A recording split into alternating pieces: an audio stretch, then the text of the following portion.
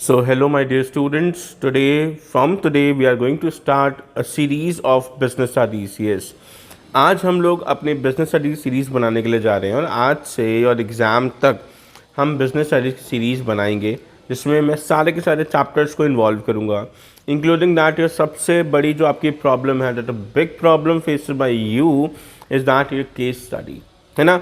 You are very doubtful to give the answers for the case studies, right. So actually in this series at the last, because the main part is what, that you have to understand each and every topic. First you understand each and every topic, then I provide you the trick how to solve the case study and what the answer you are putting so that you get achieve and good marks.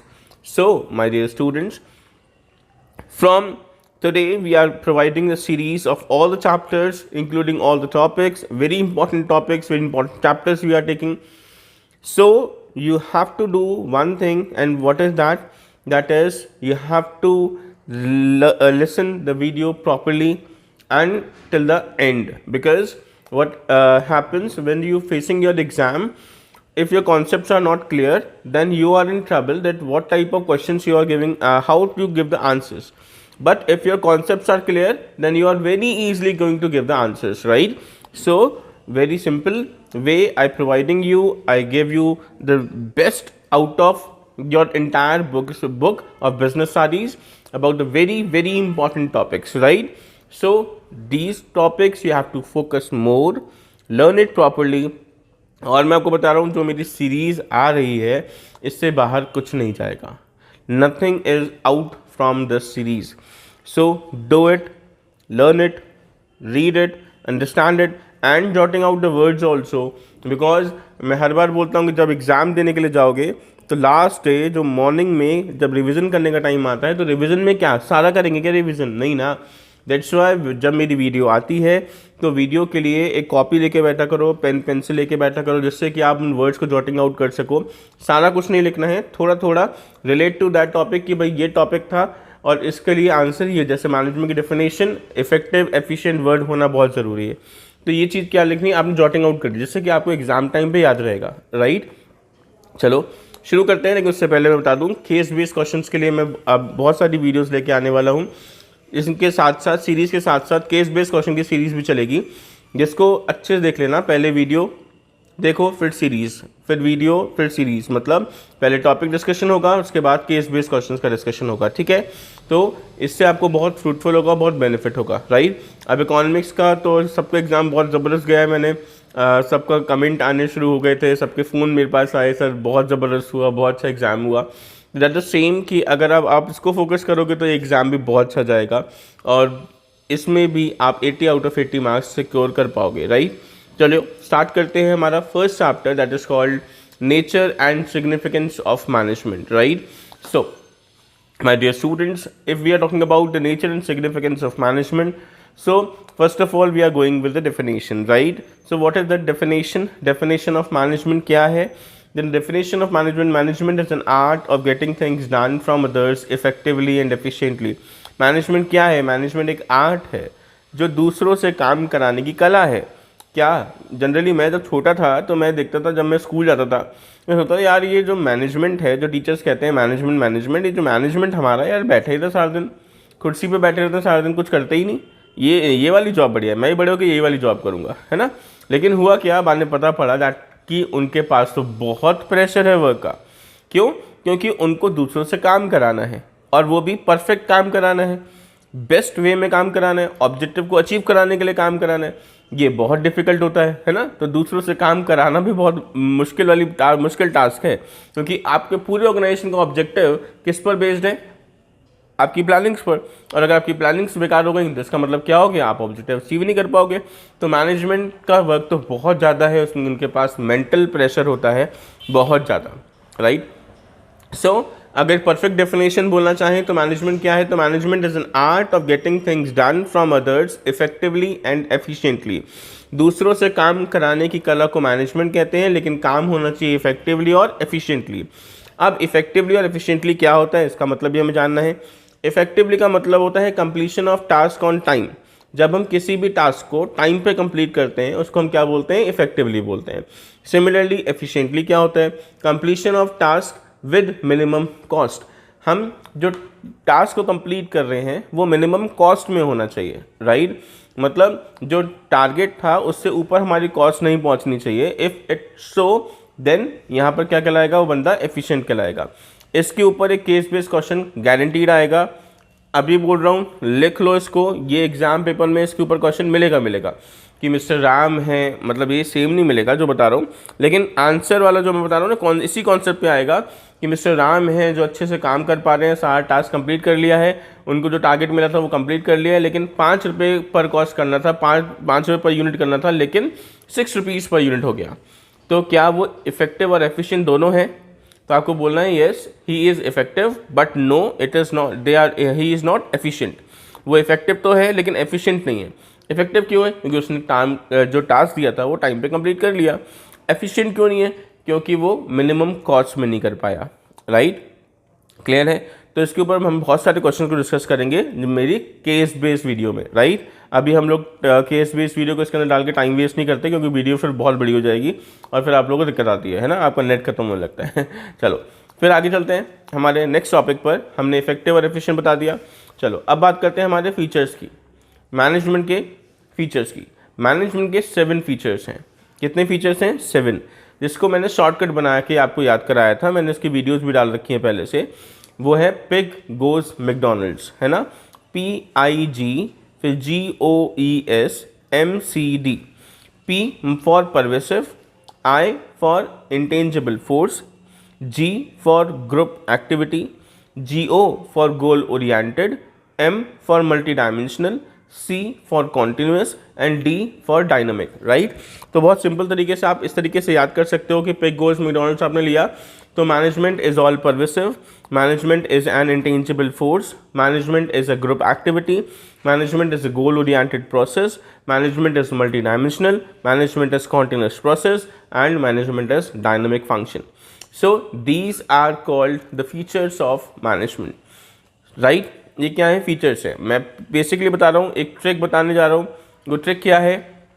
वो trick है कि जब exam में question आएगा तो सबसे पहले generally बच्चा ये करता है, जैसे मान लो फीचर्स लिखने के लिए आए तो आप क्या लिखते हो? मैनेजमेंट इज ग्रुप एक्टिविटी और लिखना शुरू कर दिया। नहीं, ऐसा नहीं करना है।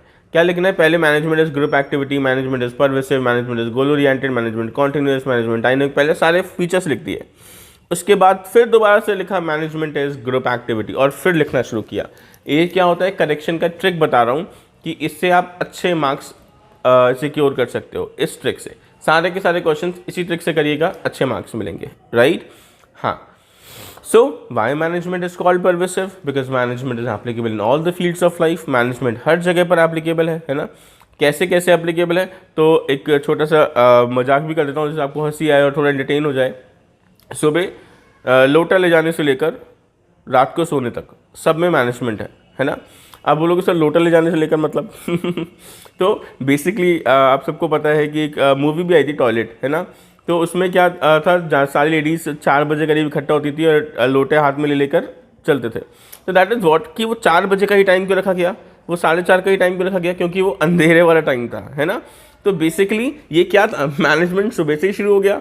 तो एक्चुअली मैनेजमेंट क्या है? मैनेजमेंट परवेसिव है। मैनेजमेंट हर जगह पर एप्लीकेबल होता है, whether it is a school, colleges, cinema halls, hospitals, everywhere. Management is applicable everywhere. That's why management is called pervasive, right? Second is management is an intangible force. Management intangible force है जिसको हम देख नहीं सकते, जिसको हम touch नहीं कर सकते, लेकिन उसको फील किया जा सकता है।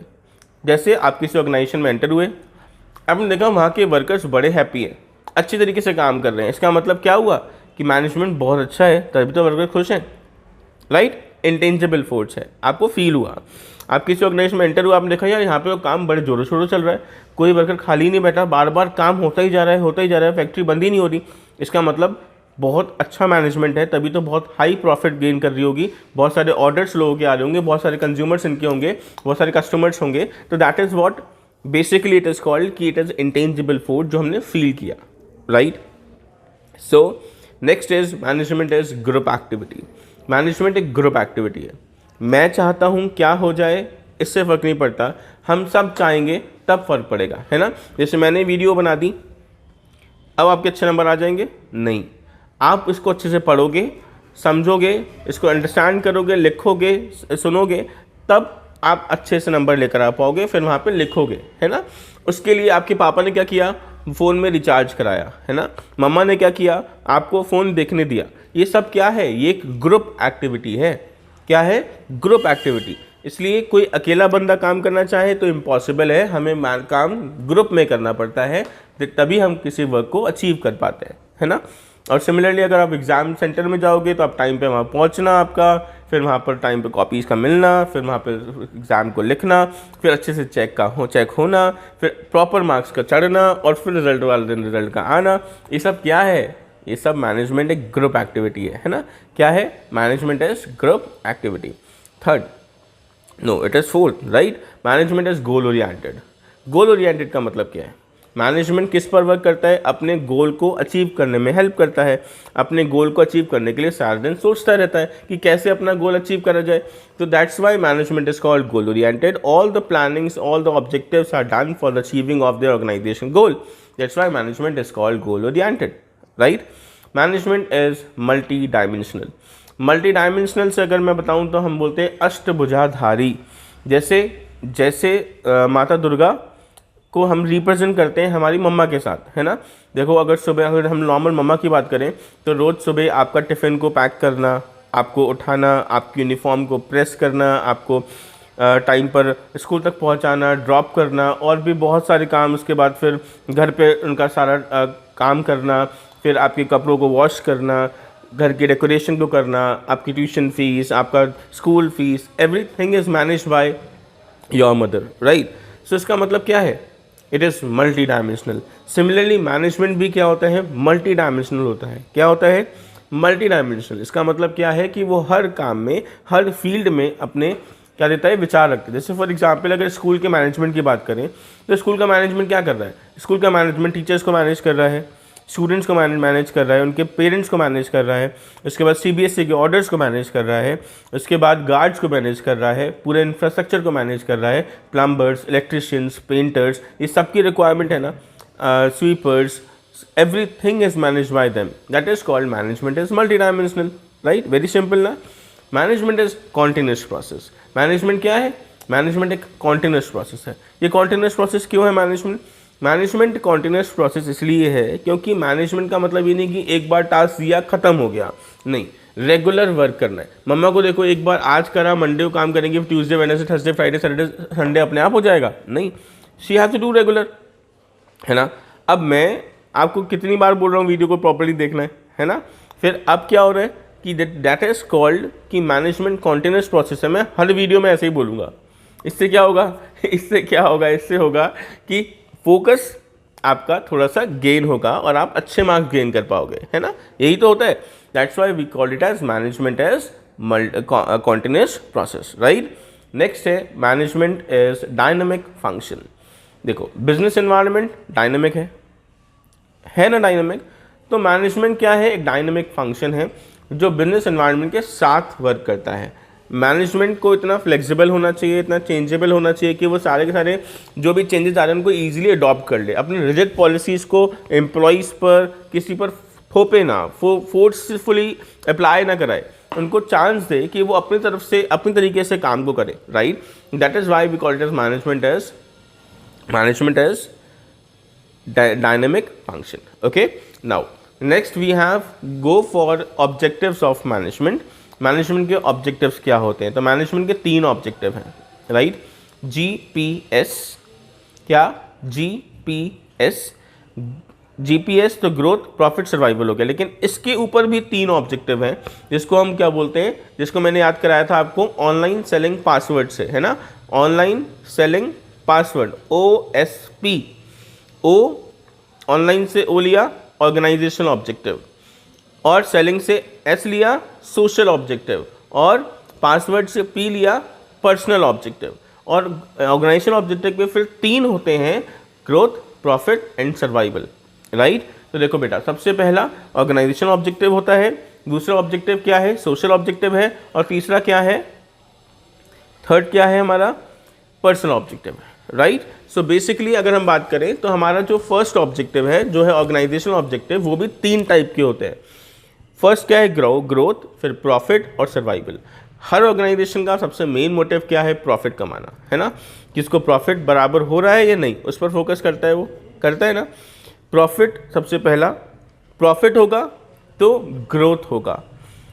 आज 1 यूनिट है, कल 2 यूनिट होंगी, परसों 3 यूनिट होंगी, है ना। सर्वाइवल जो लंबे समय तक चलता जाएगा अपनी मैनेजमेंट टेक्निक्स की वजह से। जैसे फॉर एग्जांपल डाबर, आप उसके ऊपर डाबर का सिंबल देखो, डाबर का सिंबल क्या है, वो है वट वृक्ष, मतलब बैनियन ट्री, जो क्या है, अमरता है, अमरता को बताता है कि वो कभी मरता नहीं है। ऐसे ही मैनेजमेंट भी क्या है, इसका एक ऑब्जेक्टिव है सर्वाइवल। वो चाहता है कि कोई ऑर्गेनाइजेशन अगर हमारी चल रही है तो वो लंबे समय तक चलती रहे और प्रॉफिट मेकिंग होती रहे, है ना। तो ये जो 3 ऑब्जेक्टिव हो गए, प्रॉफिट, ग्रोथ एंड सर्वाइवल। फिर आता है सोशल ऑब्जेक्टिव। ऑर्गेनाइजेशन का इन तीनों के अलावा भी कुछ ऑब्जेक्टिव हैं, उसमें सबसे पहला है सोशल ऑब्जेक्टिव। अभी सोशल ऑब्जेक्टिव क्या होता है, सोशल ऑब्जेक्टिव का मतलब होता है कि हर ऑर्गेनाइजेशन चाहती है कि वो जिस समाज में रहकर काम कर रही है, वो जिस समाज में रह काम कर रही है, जिस सोसाइटी में काम कर रही है, सोसाइटी को सर्व करे। जैसे अच्छे प्रोडक्ट्स प्रोवाइड कराए, provide good quality products at reasonable price, right, है ना। इससे क्या होता है, लोग उसको अफोर्डेबिलिटी बनी रहती है। प्रोडक्ट्स को इतना सिंपल बनाए कि लोग उसको ईजिली यूज़ कर सके, उनको बहुत कन्फ्यूजन ना हो, उनके संग कोई चीटिंग ना हो, राइट। इसके अलावा इसके साथ साथ आपने देखा होगा बहुत सारे प्रोग्राम चलते हैं, जैसे अब विद्या भी पढ़ सकेगी, या 1 रुपये कॉन्ट्रीब्यूशन फॉर विद्या की पढ़ाई। इसका मतलब क्या है, इसका मतलब है कि हिंदुस्तान यूनिलीवर कह रहा है अगर आप कोई प्रोडक्ट खरीदते हो तो उसका 1 रुपये कॉन्ट्रीब्यूशन कहाँ जा रहा है, गांव में जो बच्चियां हैं उनके पढ़ाई के लिए जा रहा है। दैट इज़ व्हाट, इसे क्या कहते हैं, इसे भी हम कहते हैं सोशल ऑब्जेक्टिव। क्या कर रहे हैं, सोशल ऑब्जेक्टिव कर रहे हैं ना। इसी तरीके से बहुत सारे प्लांट कैंपेन चलते हैं, प्लांटिंग कैंपेन चल रहे हैं, ये सब क्या है, this is all called social objective. ये सब क्या है, सोशल ऑब्जेक्टिव में आता है, ठीक है। स्कूल कॉलेजेस खोल दिए, फ्री में बच्चों को एजुकेशन प्रोवाइड करा रहे हैं, ये सब क्या है, social objective. And third is personal objective. Third क्या है, पर्सनल ऑब्जेक्टिव है। और पर्सनल ऑब्जेक्टिव क्या होता है, पर्सनल ऑब्जेक्टिव का मतलब होता है बेटा, लाइक फॉर एग्जाम्पल हमारे यहाँ पे जो एम्प्लॉयज़ काम कर रहे हैं ये उससे रिलेटेड है। पर्सनल का मतलब क्या है, जो एम्प्लॉयज़ हमारे यहाँ काम कर रहे हैं ये बेसिकली उससे रिलेटेड है कि उनको हैंडसम सैलरी प्रोवाइड कराई जाए, उनका जो रेमुनरेशन है वो प्रॉपर होना चाहिए, उनके ऊपर वर्कलोड बहुत ज़्यादा नहीं होना चाहिए, उनका जो टाइमिंग है वो प्रॉपर होना चाहिए, उनको time to time rest intervals मिलने चाहिए। ये सब क्या है, उनको भी हम उनको अकोमोडेशन प्रोवाइड कराना है, उनको हेल्प करना है, अगर whenever they are in problem हमको उनकी हेल्प भी करनी है, उनको समझना है, उनको ट्रेनिंग प्रोवाइड करानी है, उनको बेनिफिट्स देने हैं, उनको प्रमोशंस देने हैं। ये सब कुछ किस में आता है, पर्सनल ऑब्जेक्टिव में आता है, राइट। किस में आता है, पर्सनल ऑब्जेक्टिव में। ओके, नाउ अब चलते हैं नेक्स्ट पार्ट पर, नेचर ऑफ मैनेजमेंट। मैनेजमेंट के 3 नेचर हैं, management as an art, management as science and management as a profession, right. तो सबसे पहले बात करते हैं मैनेजमेंट एज एन आर्ट, जो फुल फ्लेज कहा जाता है कि मैनेजमेंट आर्ट है, राइट। इसमें एक कंफ्यूजनल कंडीशनल क्वेश्चन आता है, is management as a science, तो आप बोलोगे yes management as science. Is management as an art, आप बोलोगे yes management as an art. तो अगर क्वेश्चन आया is management is called perfect science, तो आप बोलोगे no, management is not called a perfect science, because few features of science is not matched with the features of management. But if they are giving you the question, is management is called perfect art, आप बोलोगे yes, management is called perfect art because all the features of art is same as the features of management, right? But for go with professional, अगर profession के साथ जाएंगे तो management को profession भी कहा जाता है, लेकिन आगे आने वाले समय पर परफेक्टली कहा जाएगा, अभी नहीं कह सकते, राइट। मैनेजमेंट प्रोफेशन है, अभी नहीं कह सकते, लेकिन हमने आने वाले साल में, आने वाले टाइम में इनको कहना है। क्यों, क्योंकि देखो अभी एक्चुअली प्रोफेशन एक एसोसिएटेड बॉडी होती है, उसके पास कोई एक लाइक फॉर एग्जाम्पल एसोसिएशन का सर्टिफिकेट्स होते हैं, एक एसोसिएशन से लिंक्ड होता है, लेकिन मैनेजमेंट नहीं होता। हाँ, तो मैनेजमेंट का मतलब बेसिकली है कि मैनेजमेंट जो है वो प्रोफेशन बहुत जल्दी होगा, क्योंकि मैनेजमेंट में कोई क्वालिफिकेशन कंपल्सन रिक्वायरमेंट नहीं है, लेकिन प्रोफेशन में क्वालिफिकेशन कंपल्सन रिक्वायर्ड है ना। एक स्पेशलाइज्ड डिग्री होनी चाहिए, लेकिन प्रोफेशन में ऐसा नहीं है। नो एंट्री और एग्जिट में कोई भी बैरियर नहीं लगा हुआ है क्वालिफिकेशन का। तो बेसिकली अभी नहीं है, लेकिन आने वाले टाइम पर ऐसा होगा, ये ज़रूरी है, कंपलसरी है ना। तो that is why we call it as management as an perfect art. हम मैनेजमेंट को ही परफेक्ट आर्ट बोलते हैं, लेकिन कभी कभी क्वेश्चन आता है, is management called both art and science, true और फॉल्स? अब बोलोगे ट्रू, मैनेजमेंट आर्ट भी है, मैनेजमेंट साइंस भी है, राइट। अगर परफेक्ट वर्ड यूज़ होगा साइंस के लिए तो आप लिख दोगे नो, ठीक है। I hope it is clear. चलो अब चलते हैं लेवल्स ऑफ मैनेजमेंट की तरफ। क्या? मैनेजमेंट की लेवल्स। तो मैनेजमेंट के पास 3 लेवल हैं, 3 लेवल है मैनेजमेंट का। Top level management, middle level management and lower level management, also called operational level management, right. Top level मतलब नाम से समझ में आ रहा है, जो सबसे टॉप पर होगा, जो रूल्स एंड रेगुलेशंस फॉर्म करेगा, जो रिसोर्सेज प्रोवाइड कराएगा, जो सक्सेस और फेलियर के लिए डिपेंडेबल होगा, जो पॉलिसीज़ फ्रेम करेगा, ये वो कौन है? टॉप मैनेजमेंट है, राइट। टॉप मैनेजमेंट कौन कौन आता है? जैसे CEO, GM, general manager, chief executive officer, president, vice president, right, chairman, ये सब क्या है? ये है हमारे टॉप मैनेजमेंट के पार्ट। काम क्या है इनका? इनका काम है फॉर्मुलेशन करना। किसका फॉर्मुलेशन करना? पॉलिसीज़ का, मेथड्स का, स्ट्रेटजीज़ को बनाने का काम किसका है? ये हमारे टॉप मैनेजमेंट का है। सारे रिसोर्सेज कौन प्रोवाइड करता है? टॉप मैनेजमेंट प्रोवाइड करता है। फेलियर और जो इसको हम बोलते हैं फेलियर, किसका रिस्पॉन्सिबिलिटी है? टॉप मैनेजमेंट की रिस्पॉन्सिबिलिटी। अगर बहुत अच्छा कुछ हो रहा है तो किसकी रिस्पॉन्सिबिलिटी है? टॉप मैनेजमेंट की रिस्पॉन्सिबिलिटी है ना। मतलब everything is depend on top management, सब कुछ टॉप मैनेजमेंट डिपेंड करता है। लेकिन फिर मिडिल और लोअर क्या करते होंगे? मिडिल और लोअर उनके फॉलोअर्स हैं, जो टॉप मैनेजमेंट बताएगा एज इट इज़, वो किसको अपनी भाषा में उसको मोल्ड कर आगे अपने वर्कर्स को बताएंगे, आगे अपने जो नीचे सबॉर्डिनेट्स हैं उनको बताएंगे, ठीक है। तो फिर मिडिल लेवल पे चलते हैं। मिडिल लेवल कौन सी है? इसे मैनेजरियल लेवल बोलते हैं। क्या बोलते हैं? मैनेजरियल लेवल भी बोलते हैं, जिसमें लगभग सारे मैनेजर्स आते हैं, जिसमें हम लोग बोलते हैं HR manager, finance manager, production manager, purchase manager, plant superintendent, they all come in the category of middle level management. काम क्या होता है इनका? काम होता है दे आर द मीडिएटर्स, ये मीडिएटर्स हैं between the top and the lower level management. दोनों के बीच में कौन है? मीडिएटर है। क्या करते हैं? They whatever the policies formulated by top management it should be demonstrated to the lower level management. वो लोअर लेवल मैनेजमेंट को डिमॉन्स्ट्रेट करके बताते हैं, ठीक है। और क्या काम है? जो काम कराने की स्ट्रैटेजीज़ हैं उसको भी फॉलो कराते हैं, फॉर्म करते हैं, अपनी तरफ से काम करते हैं, रिपोर्ट्स तैयार करते हैं, लोअर लेवल की रिपोर्ट्स को टॉप मैनेजमेंट तक पहुंचाते हैं, ठीक है।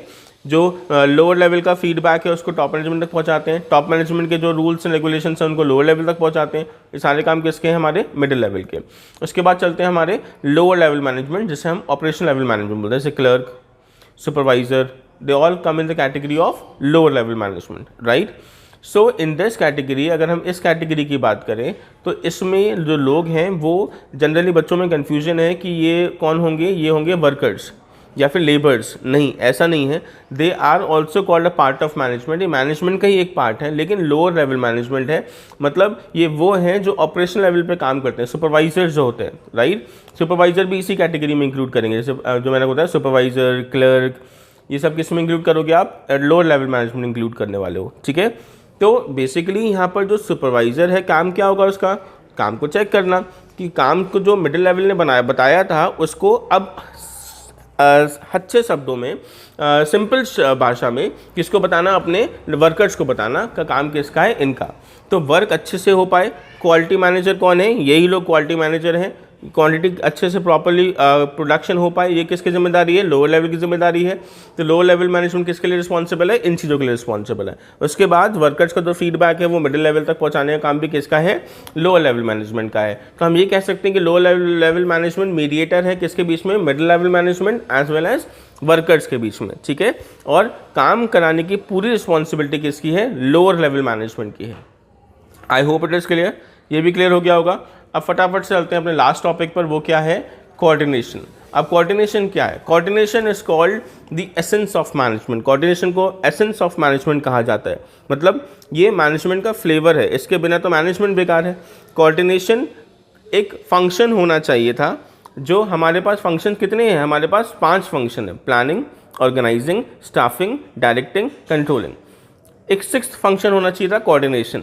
लेकिन प्रॉब्लम ये थी कि कोऑर्डिनेशन को कहाँ पे रखें, प्लानिंग के बाद या प्लानिंग से पहले, ऑर्गेनाइजिंग के बाद या ऑर्गेनाइजिंग से पहले, स्टाफिंग के बाद या स्टाफिंग से पहले, डायरेक्टिंग के बाद या डायरेक्टिंग से पहले, या कंट्रोलिंग से पहले या कंट्रोलिंग के बाद, क्योंकि वो तो हर जगह पे रिक्वायर्ड है। इसलिए इसको स्पेसिफिकली एक डेलिब्रेट फंक्शन कहा गया, उसको एक अलग से एक फंक्शन बनाया गया कि मैनेजमेंट का एक डेलिब्रेट फंक्शन है, मैनेजमेंट का एसेंस है कौन, coordination. Coordination is a silken thread that passes through all the levels of management, जो मैनेजमेंट की हर एक लेवल से पास होकर जाता है, क्योंकि अगर वो जरा सा भी कोऑर्डिनेशन कहीं पे खराब हुआ तो पूरा का पूरा जो प्लान्स है वो फेल हो जाएंगे, right.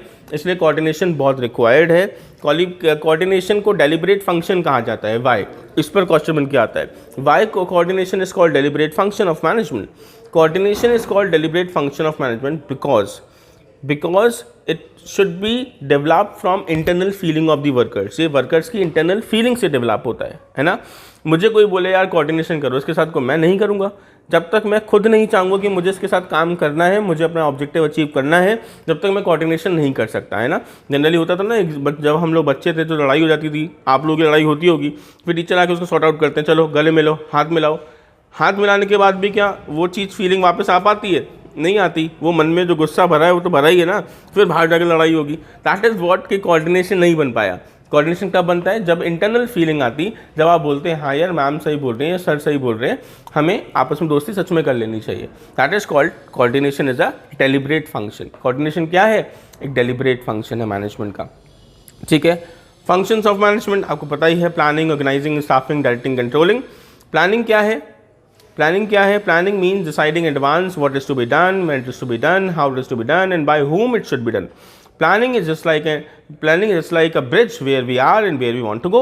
Planning is intellectual process, thinking before doing. Planning is a mental exercise, thinking before doing.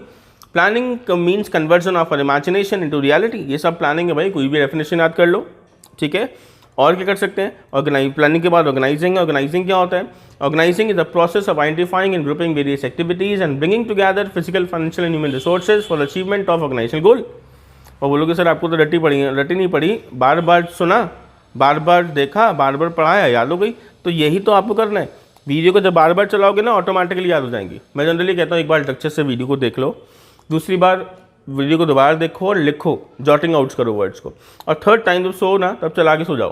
That is what कि वो माइंड में जो हम बोलते हैं ना, हम सो जाते हैं लेकिन हमारा ब्रेन चलता है, तो दैट इज़ एक्चुअली कॉल्ड कि वो आपको क्या करेगा, इंटरलिंक करेगा और आपको याद हो जाएगा। गाने हमें कैसे याद होते हैं, कोई भी गाना जब आता है तो हमें याद हो जाता है, क्यों, क्योंकि हम लोग 3-4 बार सुनते हैं और याद हो जाता है।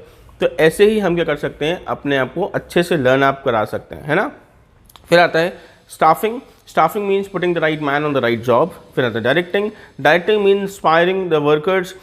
We say that in a short way, अगर मैं अच्छी डेफिनेशन बताऊँ तो वो है, it is a combination of 4 words, that is inspiring, motivation, supervision and communication, है ना। तो we say that directing is a process of inspiring, guiding, supervising and motivating the workers to work hard. In short, what you are going to learn in directing is a process of inspiring, supervising and motivating the workers to work hard. It is called directing, right? तो 4 words कौन से हुए? Guiding, supervising, inspiring and motivating. Guiding, supervising, inspiring and motivating the workers to work hard is known as directing. Next, last, controlling. Controlling means measuring the actual performance with the planned performance. If any deviation is found, then corrected. ये क्या है?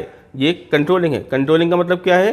Measuring the actual performance with the planned performance. If any deviation is found, then corrected. ये क्या है? Controlling. इसके साथ हमारा first chapter खत्म होता है, जो 30 मिनट से मैंने खत्म कर दिया। उसमें बहुत कुछ बोला भी हूँ बीच में, तो अप्रॉक्स हम कहते हैं 25 मिनट्स में खत्म हो गया होगा। 25 मिनट्स में पूरा एक चैप्टर खत्म कर सकते हो आप। Do it fast, learn it, read it and share it to your friends. Subscribe the channel so that the next video जो आने वाली है वो आप तक बहुत जल्दी से पहुंच जाए, right? All the best all of you. Learn hard, work hard. कुछ टाइम की मेहनत रह गई है, जल्दी से कर लो और अच्छे मार्क्स लेकर अच्छे कॉलेज में एडमिशन मिल जाए, है ना? All the best all of you. Thank you.